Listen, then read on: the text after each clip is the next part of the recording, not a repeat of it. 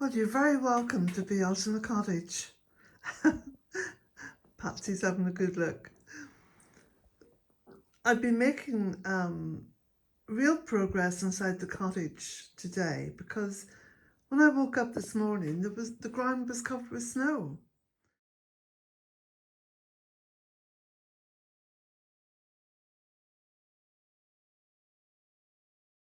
So I've added on a couple of little videos at the end of this featuring the snow, which is quite deep, but it's all melted now, which is lovely. So I've been out picking some little bits and pieces of greenery and one of my beautiful rhododendron flowers, and I've cleaned out this bottle. It was a non-alcoholic gin bottle, and I thought it was too nice to put into the recycling, and I thought that would be beautiful to use for a little cut display from the garden. It quite often happens here in the west of Ireland around this time of the year, you know, the beginning of March, when suddenly, when we think we're out of the woods and into spring, back comes winter. But it doesn't last long. As I said, it lasted about a day and it all melted. So I've been out in the woodland garden and I've been making plans to get the window boxes that I made several years ago. I'll see if I can find the video and post a link to it. So my intention is to get those window boxes out and fill them and put some nice colour into them and put them along the front of the cottage on the windowsills. Here are some photographs from the video that I made all about how to make a window box, and it was really it was a really interesting thing to do because working with wood and a little jigsaw, you know, you can create all kinds of designs. I love the Gothic design. I love this sort of it's almost like a medieval and quite romantic design. So these are just little shots from that video, and I will be able to show you from the very beginning until the very end how it's done. It's also a good way to use up any surplus wood, and in fact, even if you got an old pallet, you could use that. I mean, these window boxes were very deep. I made them deep because I thought the plants in them would be able to flourish for more than just a season, which in fact they did. So here are some snaps of the finished product planted up, and it's really beautiful, you know, to have this on the windowsill all the way through the year. And in fact, when I came to moving them towards that winter, there were some lovely big spiders in behind. So it actually became a really good habitat as well for wildlife. And after much searching, I did locate the video. So I'm putting it in the description box below this video. Yeah. So it's quite exciting now to be out in the garden and revisiting plants that have just been asleep for much of the winter. And the roses, all the new shoots are coming on, and especially so inside the veranda, which is a little bit more sheltered.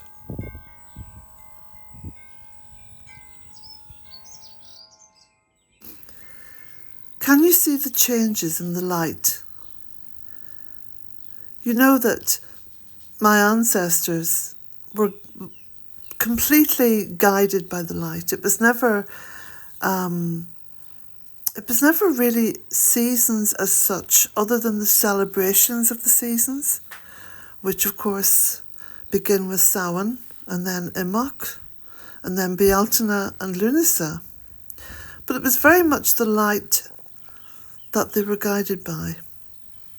And this is how I live here at Bealtaine Cottage. So I'm very infused with excitement and optimism when it comes to looking out the window and seeing the plants responding to the light as I respond to it.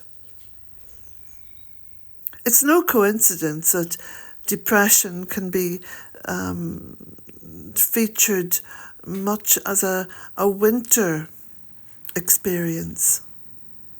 And it's that lack of light which can be detrimental to some people. I think being outdoors and working outdoors or just walking outdoors is wonderful. And if you have a window in your house that faces into the east, of course that's where the sun rises.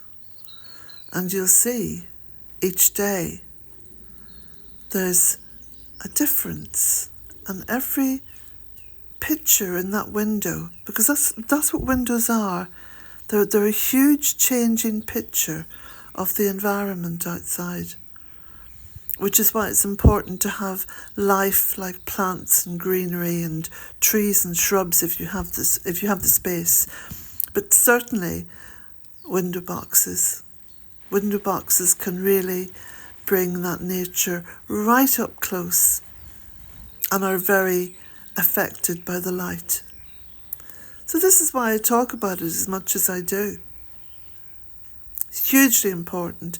And of course, the metaphor or the euphemism of light being something beautiful, something ethereal, something divine.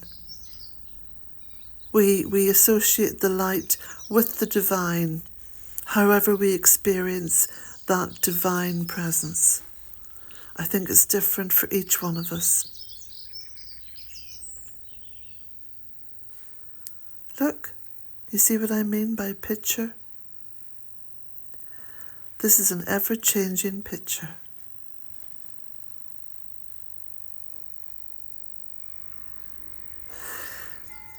Sadly, these tulips are now destined for the compost bin, but they in turn will grow more flowers.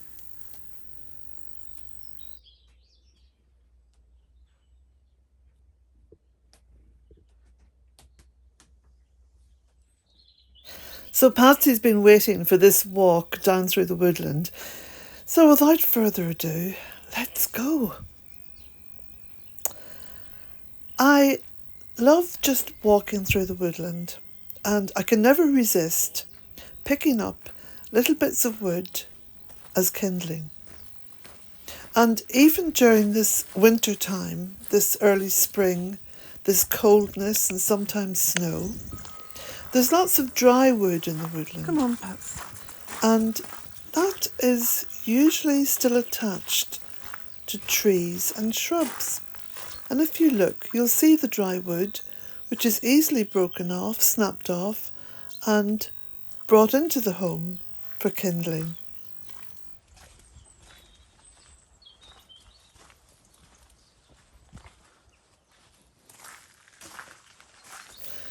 And oftentimes, these beautiful early days of spring are known as the days of long shadows, because of course the sun is still very much behind one. It's not overhead like it is during midsummer. It's still behind you as you walk, if you're walking from the south. And the shadows cast very long silhouettes. I normally use these shadows, especially when I look out the kitchen window and I look to see where the sun is actually shining, and slowly it encroaches further and further up along the driveway towards the cottage. Here's the ribes in full bloom. It's amazing just how quickly these little flowers pop out. And they're a vital food for the early rising bees. And I know that there's been a full day of that very thick and heavy snow, but as you can see, it's all disappeared. And none of the plants really have been badly affected, with the exception of some buddleia up near the cottage, where the snow was very heavy on it and it just snapped one of the branches. But actually, buddleia doesn't mind that. It seems to come on with a real fervour. And That's partly because it's a Himalayan shrub, so it's used to growing in the craggy mountains and rocks in the Himalayas. So it's a real survivor. My mother, who loved Bealtaine Cottage, often told me with great glee she had these wonderful memories of childhood, which actually was very tough for her. My mother suffered quite a lot during her childhood. She witnessed the death of an elder brother, and of course World War Two. But she would recount to me, especially when she was here at Bealtaine, and she used to stay with me for weeks on end, that she loved to collect kindling.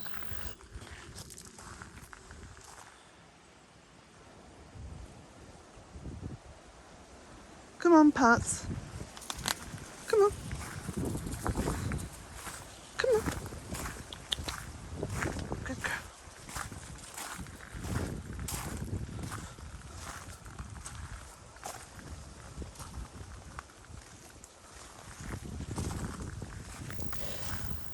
And I know how delighted my mother was as a child to be asked to do these little tasks. You know, children love to get involved and they love to feel as though they are doing something useful.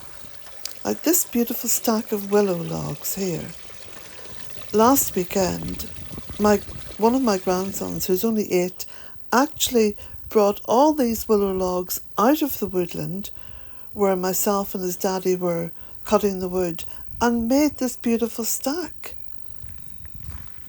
And just so enjoyed working and worked like a real trooper. It's amazing how we seem to have put childhood into a certain little realm where children aren't expected to help or do anything. And I think that diminishes them. For me, it's important to allow children to be with you on tasks and to help and give them the confidence to do things and give them heaps and heaps of praise as well. That's so important, you know. And the carrot always works when it comes to praise for children, and never ever the stick. Well, I'm talking metaphorically now, of course. So, if you look as we're walking up here, you can see that there are lots of pieces of little bits of wood on the ground, but there's also lots still attached. This is dead wood I'm talking about, still attached to the shrubs and the trees. Very easily snapped off, and believe you me, fantastic when it comes to lighting a fire. And you know, kindling has got very expensive now. I've noticed it's about €4 for a small bag of it. A bag that would only maybe do 2 fires, lighting 2 fires. So up along here, which is coming up towards the cottage, once we go over this crossing stone, the crossing stone is on the map, by the way, the map of Bealtaine Cottage. You can see where I've been cutting back heaps of bamboo, and I've been making a bamboo dead hedge, which should be quite delightful to keep an eye on over the course of the year, because of course all those leaves in the dead hedge, can you see it here, will naturally be shed and the bamboo will be revealed, and I will be able to keep topping up that dead hedge all the way through the summer with other bits and pieces that I cut.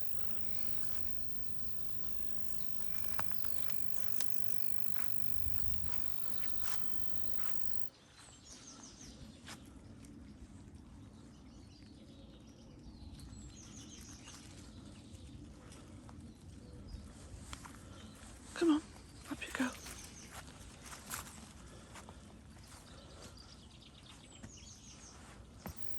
And many people ask me how I keep the pathways through the woodland so clear, clear from overgrowth or from weeds coming up. And of course, it's these beautiful leaves. The pathways seem to attract a lot of leaves, and I just leave them in situ. And that acts as a wonderful mulch and allows the pathways to be quite defined. Now these leaves here, which are still very much together, are from the beech, the green beech and the purple beech. They take a little bit longer to decompose, but they will provide this beautiful, natural, composty type mulch all the way along the paths. And as you can see, I've moved some of the chairs into the woodland because it's just a beautiful place to sit and to witness all the natural world around me and my visitors.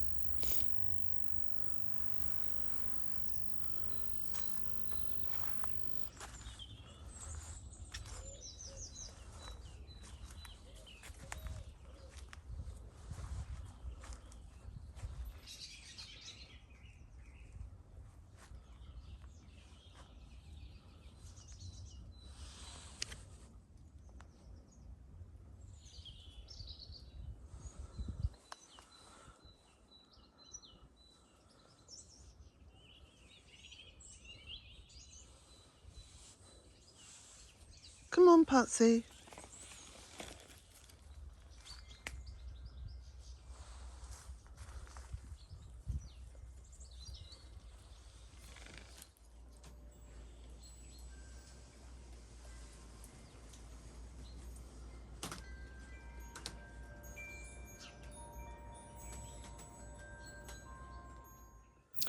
So this was the view from my bedroom window when I pulled the curtains in the morning.